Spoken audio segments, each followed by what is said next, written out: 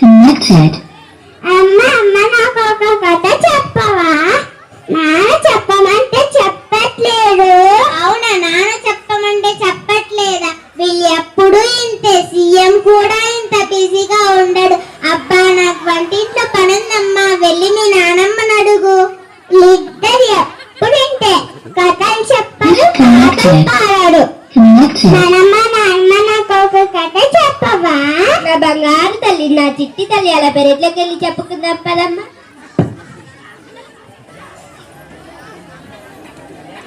ఏంటి ఏందో పాచిపోయిన వాసన వస్తుంది. నిన్న మిగిలిపోయిన ఉప్మా ఉంటే పెడేయడానికి వెళ్తున్నా. అంత ఎక్కువగా ఎందుకు చేశావే?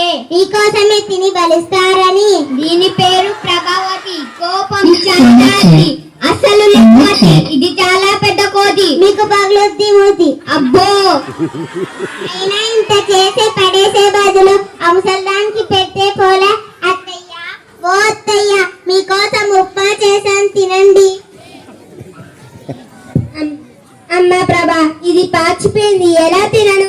పాచిపోయిందా? మీకోసమని వేడి వేడి జీడిపప్పులు వేసుకొని చేసుకురమ్మంటారా ఏంటి?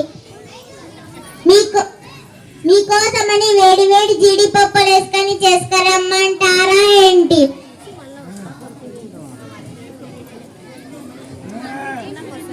మూసుకొని తిని ఒక మూలలో పడిండు.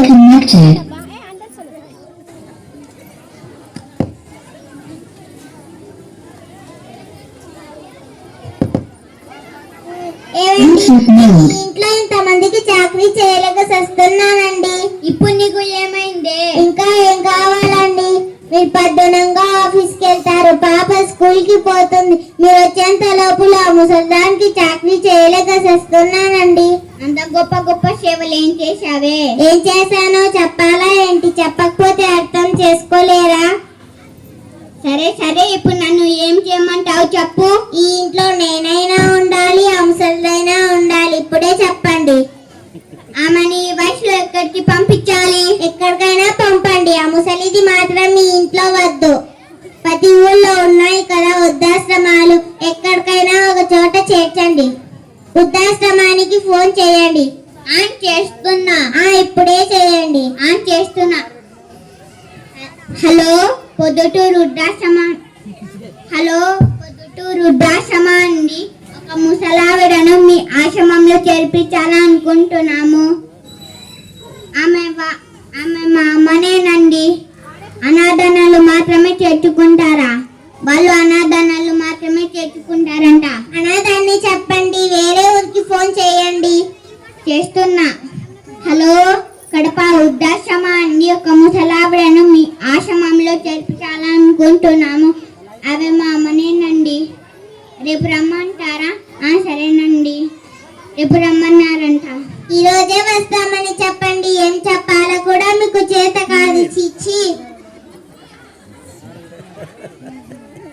ఏంటి నాన్న మన ఎక్కడికి తీసుకెళ్తున్నారు? నీకెందుకే, నోరు మూసుకొని చదువుకోపో. అమ్మా, నువ్వు కొద్దిసేపు ఆగు, నేను నాన్నతో మాట్లాడుతున్నాను కదా.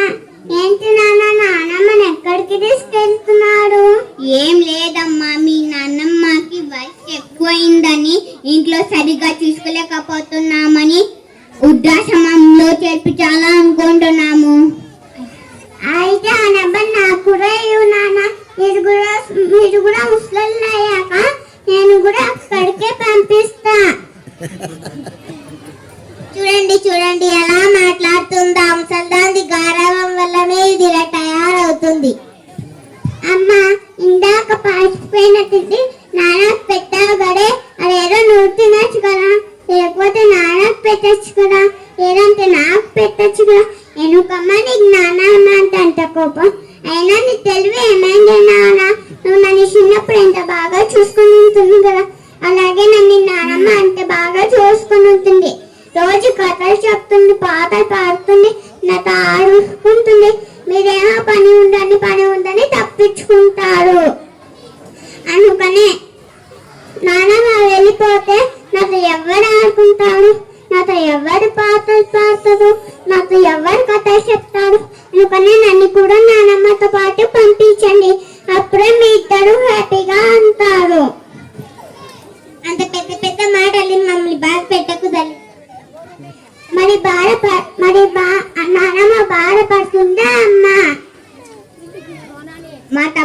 చేసుకున్నాం తల్లి, మమ్మల్ని క్షమించు. నన్ను కాదు నానమ్మ దగ్గరికి వెళ్ళి కాళ్ళ మీద పడి క్షమించమని అడగండి.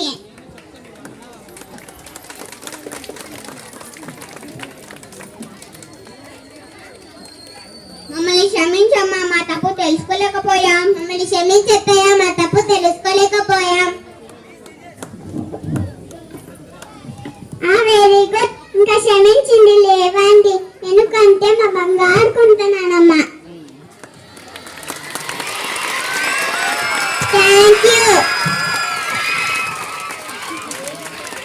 ఎస్ చూడమ్మా, ఇక్కడున్న పేరెంట్స్ రియలైజ్ కావాలి. చిన్న పిల్లలు ఫ్యూచర్ ఎలా ఆలోచించవాలి.